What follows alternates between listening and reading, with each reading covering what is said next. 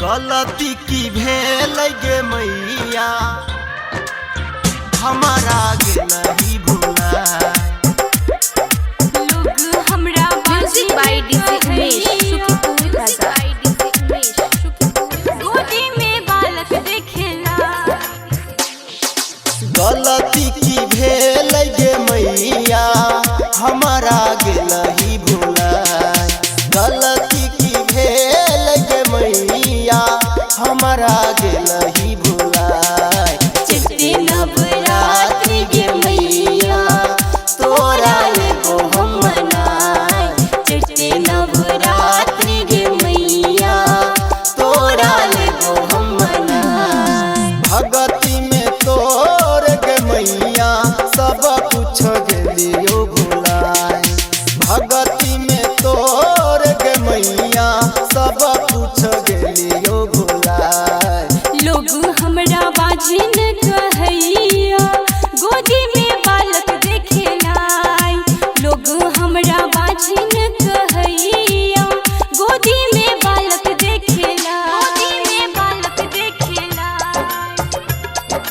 गलती की भेल गे मैया हमारा गेलही भुलाए लोग हमरा बाजिन कहैया। Music by DJ Umesh Sukhipur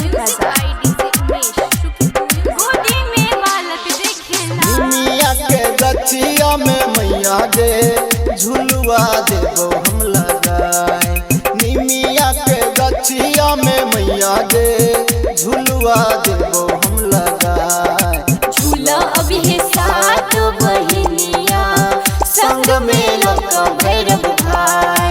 झूला अभी है सात बहिनिया संग में लक भैरव भाई। लाल रंग के चुनरी गे मैया तोरा देबो हम चढ़ाई। लाल रंग के चुनरी गे मैया तोरा देबो हम चढ़ाई। 9 दिन नवरात्रि में मैया गे दीप हम देबो जराई। 9 दिन नवरात्रि में मैया गे दीप हम देबो जराई। गोदी में बालक देखेला। गलती की भेल गे मैया हमारा गेलही भुलाए लोग हमरा म्यूजिक बाय डीजे उमेश गोदी में बालक देखेला। सकती तू अपन गे मैया सबके दही न देखाए सकती तू अपन गे मैया सबके दही न देखाए। सेवक तोहर मूर्ख दुर्गा मैया जल्दी से होई न सहाय।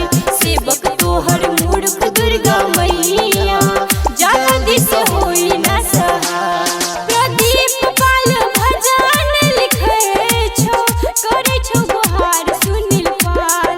प्रदीप पाल भजन लिखे छो कर छो गुहार सुनील पाल। प्रीति साह फूस के माथ पर धो दियो मैया अपन हाथ।